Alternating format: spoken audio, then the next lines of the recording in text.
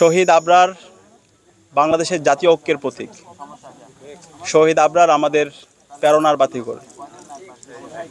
আধিপত্যবাদের বিরুদ্ধে, আগ্রাসনের বিরুদ্ধে কথা বলার কারণে খুনি হাসিনা এবং তার দোসররা নিষিদ্ধ ঘোষিত ছাত্রলীগ শহীদ আবরার ভাইকে নির্মমভাবে সারা রাত নির্যাতন করে আমাদের ভাইকে শহীদ করেছিল।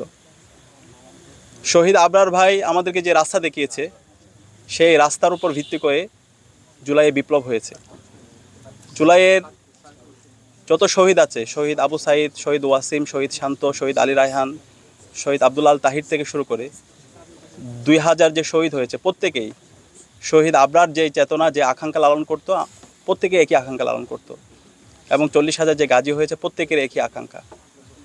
শহীদ আবরার যে আধিপত্যবাদের বিরুদ্ধে, আগ্রাসনের বিরুদ্ধে যে ভয়েস, যে প্রতিবাদ আমাদেরকে দেখিয়ে গিয়েছেন, এর উপর ভিত্তি করে বাংলাদেশের প্রতিটি ক্যাম্পাসে ক্যাম্পাসে এবং সারা দেশে একটি গণজাগরণ তৈরি হয়েছে। এবং এই জুলাই বিপ্লবের বীজ বপিত হয়েছিল শহীদ আবরার ভাইয়ের তার প্রতিবাদ, প্রতিরোধ এবং তার শাহাদাতের মাধ্যমে। আপনারা জানেন, গত 16 বছরে বাংলাদেশে ফ্যাসিবাদী শাসন ব্যবস্থা জারি ছিল। বাংলাদেশের প্রতিটি ক্যাম্পাসে ক্যাম্পাসে ছাত্রলীগের সন্ত্রাসীরা গণরম, গ্যাস্ট্রুম কালচার এবং শিক্ষার্থীদের উপর নিপীড়নের মাধ্যমে তাদের শব্দের অধিকারকে কেড়ে নিয়েছিল। এবং আধিপত্যবাদের বিরুদ্ধে, আগ্রাসনের বিরুদ্ধে যারাই কথা বলেছেন, তাদেরকে বিভিন্নভাবে ট্যাগিং করে, ফ্রেমিং করে তাদেরকে হত্যা করা বৈধ ছিল। এবং পুরো বাংলাদেশটা ছিল ভারতের সাপ্লেট কলোনি। ভারতের প্রেসক্রিপশনে এখানকার সব কিছুই নির্ধারিত হতো।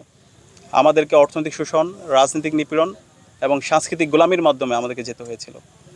সেই সময়ে শহীদ আবরার সকল শোষণের বিরুদ্ধে, সকল আগ্রাসনের বিরুদ্ধে, সকল আধিপত্যবাদের বিরুদ্ধে এবং ছাত্রলীগের সন্ত্রাসীদের নির্মম নির্যাতনের বিরুদ্ধে আবরার ফাহাদ দাঁড়িয়ে গিয়েছিল এবং কথা বলেছিল এবং পুরো জাতিকে ঐক্যবদ্ধ করেছিল। তা আবরার ফাহাদকে আমরা শ্রদ্ধার সাথে স্মরণ করছি। বাংলাদেশের সকল মানুষরা আজীবন শহীদ আবরার ফাহাদ থেকে শুরু করে সকল শহীদদেরকে শ্রদ্ধার সাথে স্মরণ করবে।